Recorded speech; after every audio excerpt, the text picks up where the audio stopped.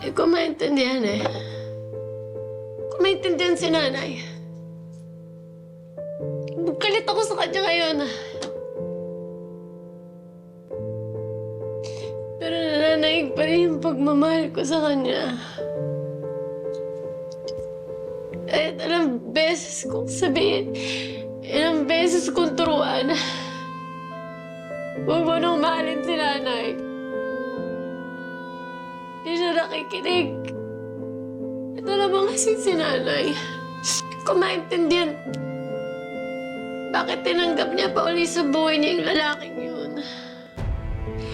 Eh, masasaktan lang siya ulit.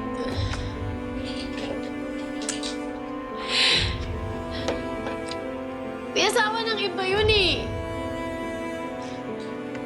Masasaktan lang ulit siya.